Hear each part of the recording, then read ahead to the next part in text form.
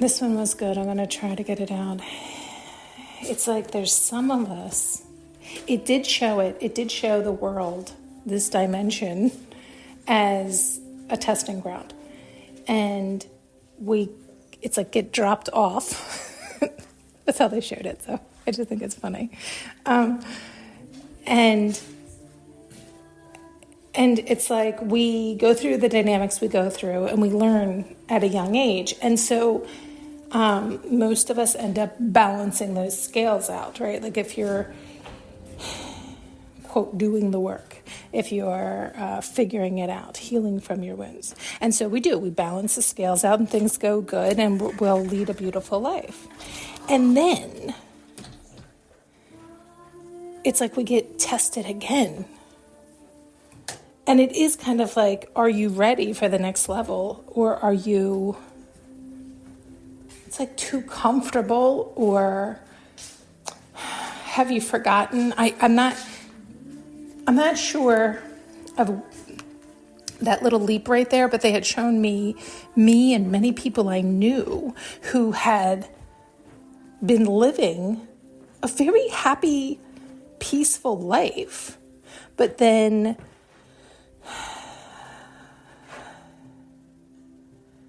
it was like something came into each one of us and like shook us awake in the sense that it tempted us. And it was, I think the idea was trying to show me like the 7 deadly sins, like which one's going to get you. And it was also the question of, are you happy? Like, are you living a blissful, peaceful life? And I guess, so I suppose those, quote, 7 deadly sins were implying that, no, you weren't. Because if you were tempted by them and moved towards them, it means there was that desire there because you didn't have the real. You didn't have the satiation of the real version, right? Like the simple one is like lust and love, right? So if you're not being filled up with true unconditional love, then lust can tempt you away from a mediocre love. And so, and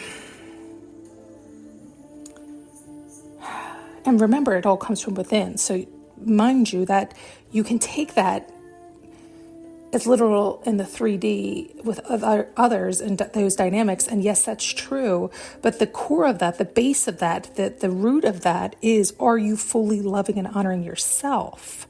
Right? Because if you're flooded with unconditional love, you won't be tempted by lust outside oneself. Okay, so just bear that in mind. So as you're listening. And so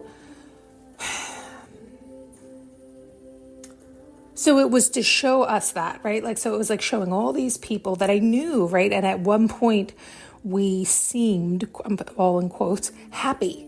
And in comparison to the hell we've been through, it was like the good old days, right? Where it's like, it wasn't the good old days, right? It's just, you've been through the dark night of the soul, or you've been through torment and beating yourself up for being pulled away or tempted away, but see it for what it is. See it for the truth of what it is, right? Like, you weren't fully loving and honoring yourself. You were in situations, dynamics, relationships, work environments, all types of avenues that were not truly loving and honoring to you.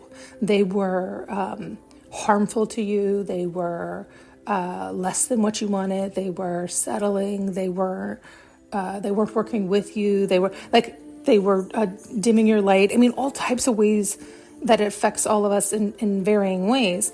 And so it's like we tend to forget that when it's like you're in the gap, right? Like, it's when you haven't fully moved into your new life and you feel that shaky unknown, the ground underneath you, you have no idea where your footing is.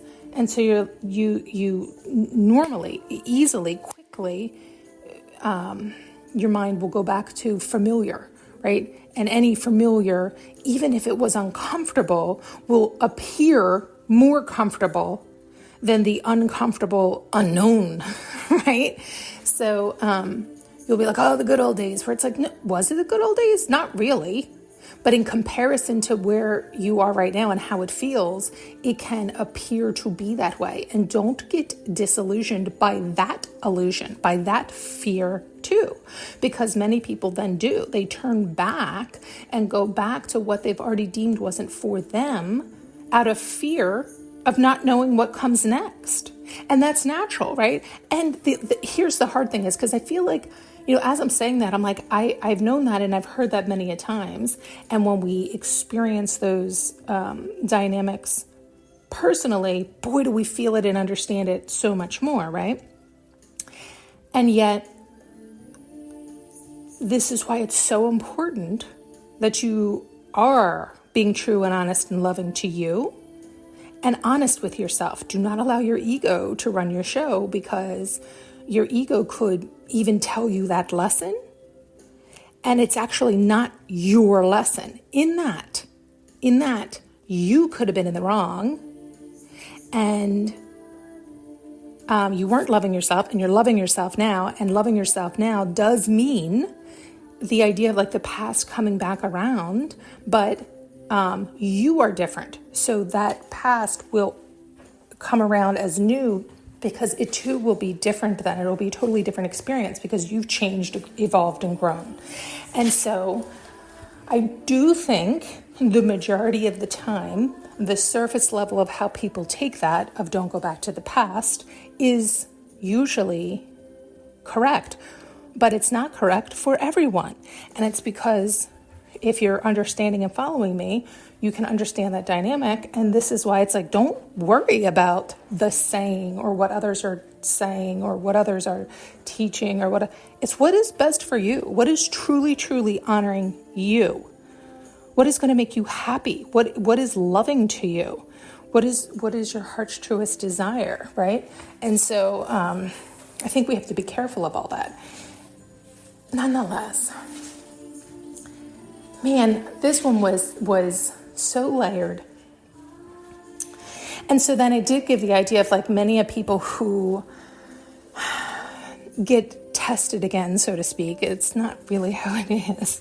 It's kind of like, are you sure? Meaning it's up to you. There is no right or wrong. But if you're not sure and you are not fully loving and honoring yourself, and you go back to an old cycle because it's familiar, not because it's comfortable, not because it's what you desire, not because it's what you want, but because it gives you some sense of known, and you're too afraid of the unknown, then you end up getting stuck in that cycle again. And then ultimately you end up just beating yourself up, but there's nothing you can do. Not that there's nothing you can do, because now it's just another 7 years or 10 years of learning. And again, forgive me, this was just how it was shown. I know there are people who have some of those beliefs of 7-year cycles, 10-year cycles, all these things. And I don't know if that was trying to bleed into this imagery, but it did give that impression that there is it's like a time limit, or a cycle of a time limit where I guess it could be looked at as good or bad. It's like you have all this time to learn you, basically. It's like you didn't learn you didn't know what you really wanted, you didn't follow your truest heart's desire, you were still putting others ahead of you in your life, right? You're not living your life. You're allowing your life to be a stepping stone for others, even though you don't want to be the stepping stone. Okay, you can have another 7 years to decide, is that really how you want to live? Is that really how you want to be? And it's like kicked back into that cycle. And so depending on where you are, that could be draining, exhausting, disappointing, upsetting, because it can seem like such a long time, and yet it can go so quickly, right? And so it all depends on how you spend that time, how you utilize that time. And, somebody else could be like, oh, thank God, I have plenty of time to really, really learn this, to understand this. And I'm going to take the time to really understand this and learn this, because I'm not happy here. And I don't know why I'm not happy here.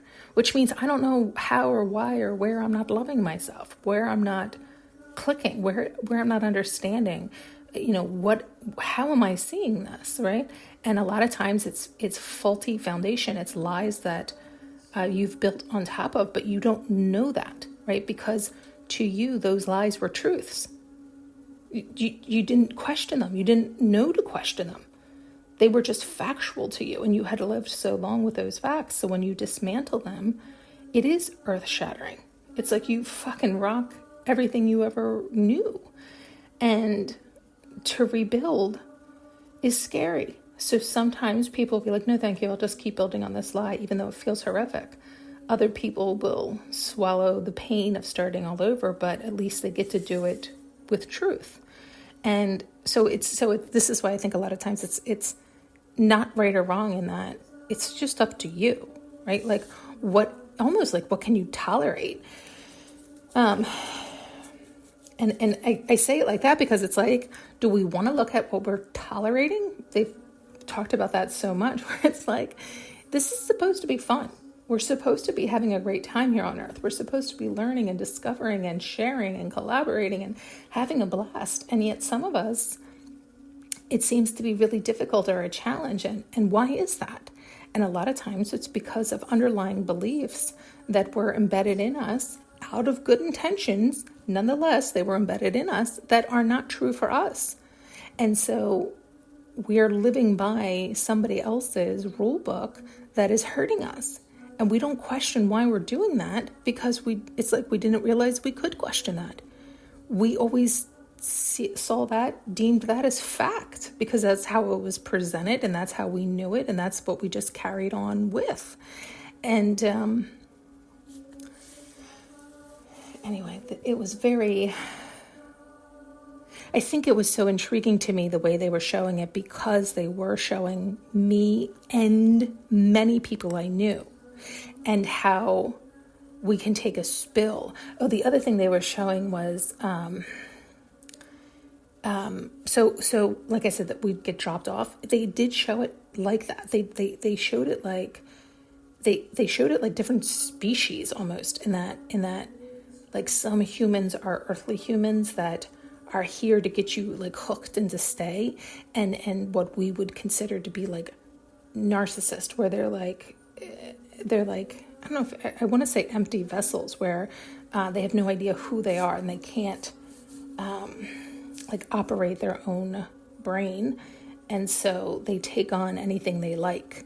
And so like if they see, again, forgive all this word or language, like an earth angel, right? This bright shining light, they'll try to mirror it and mimic it and take it on. And so I think a lot of times we'll see that as bad, but you have to see them as like empty vessels, like non-thinking, non-capable, and yet they are. It's we can also look at it like ill intent. We can look at it in so many different layers, angles, versions, perspectives, that sometimes can add fear and fright and worry unnecessarily. This is why the best bet is to maybe understand these dynamics, yet as long as you're truly loving and honoring yourself, they don't affect you the same way. Nonetheless, they showed, let's just use this terminology because it's easy and it's kind of how they were showing it, but it can mean many different things. This is just the language that they have me familiar with. It's like dropping off these earth angels. They go through different dynamics with earthly beings, and whether it's your family, it's your teachers, it's the mentors, any people you're brought up with, and it's like you have to break free and balance out what you've learned. They do, and then they get tested again, so to speak, and many end up, it was showing like falling prey to these, again, lack of better words, like narcissist earthly beings that it's like come in to test you once more. And again, it was like the second half of your life. So then it was the impression of, was it like midlife crisis? And again, everyone they showed me, it was that age bracket that it was like the retesting. and then they showed all these varying outcomes, because there is always all the varying outcomes where it can throw some of us to such a loop, such a unshaky ground that some people can't handle it, and it's like everybody goes kind of insane during that time, but then they can't come out of that insanity. And depending on how they handled it or forced to handle it can determine like how far gone they are. Not that you can't always come back, but they were showing a few dynamics where it was like so much damage was done. There's no return. But not because there couldn't be, but more because it was like they had sold their soul or given away every last piece of their heart or something like this. So it wasn't so much that it couldn't be done, but it was like the desire had left that vessel. It was like the soul had been so fragmented and scattered that it no longer had the desire. It no longer had the desire to reunite with itself. And so in those incidences, it's not that it can't be done, it's just that it's not going to be done because there isn't the desire for it to be done. And so they go out crazy, or they go out fragmented, or they go out, just, take all these for what you will. A lot of times I think it's like I could write movies and books and series. I wish people would call me and we could collaborate. Because that's what I feel like they show me a lot of times. It comes through in movie form and in series forms and in... It's like I'm the narrator and I can tell you the whole story and I need somebody else to fill in the wheelhouse.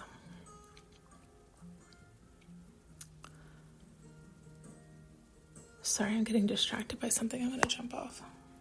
Thanks so much for tuning in and listening. You can now purchase an audio journey with me using the link below.